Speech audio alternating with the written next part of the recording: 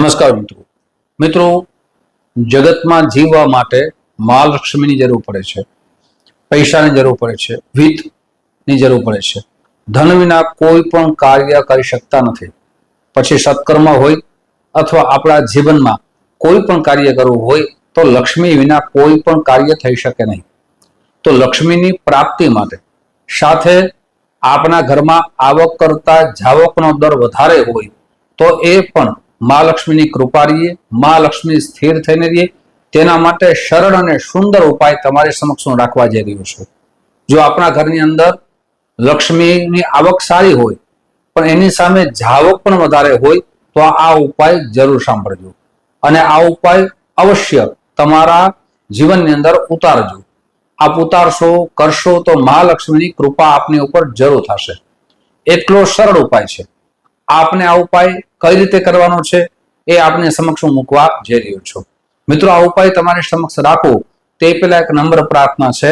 મારા નવા મિત્રો આ વિડીયો જોઈ રહ્યા છો, મિત્રો આ વિડીયો તમને ગમે તો જરૂર ને જરૂર લાઈક કરજો, તમારા મિત્રોમાં આ વિડીયો શેર કરજો.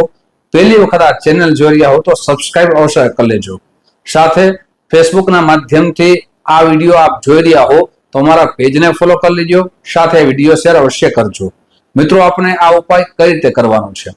સૌથી પહેલા જ્યારે સૂર્ય ભગવાન ઉદિત થાય તે પહેલા આપણે ઉઠી જવાનું છે.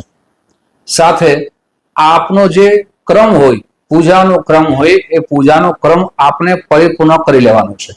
જો આપણા ઘરની અંદર શ્રી યંત્ર એટલે મહાલક્ષ્મીનું જે સ્થાન છે, શ્રી એટલે લક્ષ્મી જે યંત્રમાં સ્થાપિત છે, જે આપણા ઘરમાં ન હોય તો એક વસાવી લેજો. અનેક પ્રકારના જે શ્રીયંત્રો આવે છે એમાંના ઉત્તમ પ્રકારનું શ્રીયંત્ર હોય એ આપ વસાવી આપના ઘરે વિદ્વત બ્રાહ્મણને બોલાવી એમની પ્રાણ પ્રતિષ્ઠા કરી અને પછી આપને આ પૂજાના ઉપાયની શરૂઆત કરવાની છે. હવે આ પ્રાણ પ્રતિષ્ઠા છે ચલિત પ્રતિષ્ઠા કહેવામાં આવે છે. કોઈ પણ દેવ મૂર્તિ આપણા ઘરે લઈ આવીએ ત્યારે દેવ તત્વ જાગે એના માટે ચલિત પ્રતિષ્ઠા કરવામાં આવે છે. એ પ્રતિષ્ઠા કરી અને પછી પૂજા કરીએ તો આપણું કલ્યાણ થાય છે. પછી કોઈ પણ મૂર્તિ ખંડિત થઈ ગઈ હોય અને નવી મૂર્તિ લઈ આવી ત્યારે પણ આપણે ચલિત પ્રતિષ્ઠા કરવી જોઈએ. હવે મિત્રો, આ ઉપાયને બરાબર રીતે સાંભળજો. સૌથી પહેલા તો આપના ઘરની અંદર જે મંદિર છે એ મંદિર સ્વચ્છ રાખવાનું છે. જેટલું સ્વચ્છ હોય તેટલા દેવતાઓ આપણું કલ્યાણ કરે છે.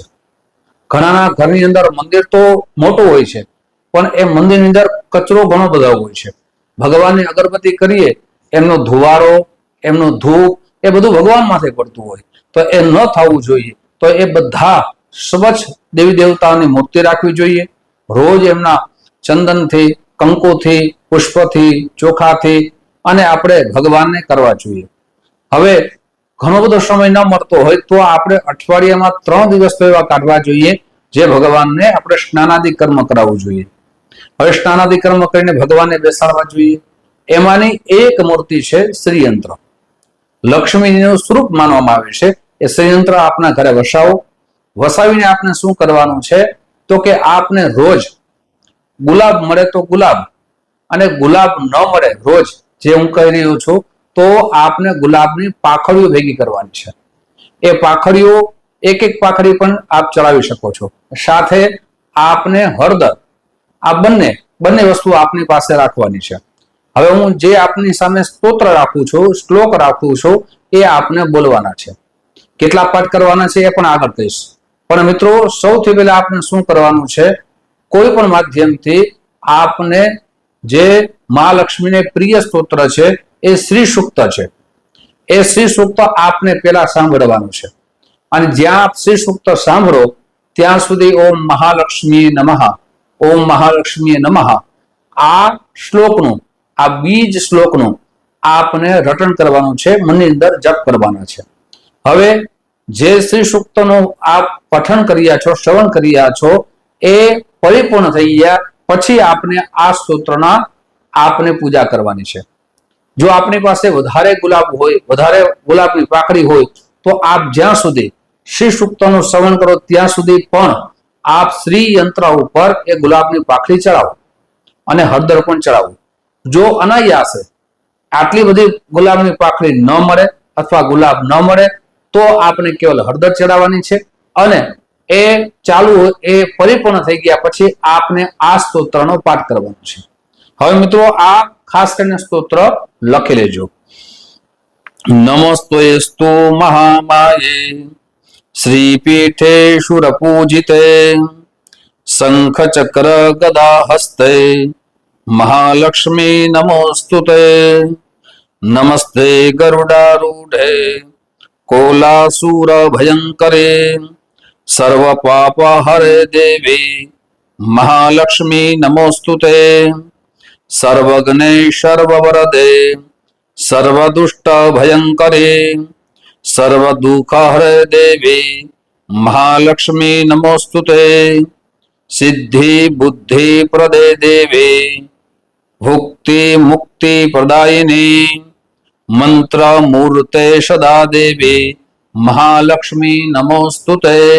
આ શ્લોક આપને બોલવાના છે અને ત્યાં સુધી ગુલાબની પાંખડીઓ અને હળદર આપને ચડાવવાની છે. હવે આપણે પાછું શ્રી સૂક્તનું શ્રવણ કરવાનું છે. મિત્રો જો રોજ થઈ શકે તો ઉત્તમ પરિણામ મળશે. આપ રોજ ના થઈ શકે તો આપને શુક્રવારે અને મંગળવારે આપને આ પાઠ અને શ્રી સૂક્તનો એક પાઠ અને આ આપને 5 પાઠ કરવાના છે. સાથે પછી એક શ્રી સૂક્તનો પાઠ કરવાનો છે. આ 2 દિવસ તો ખાસ આપને કરવાના છે.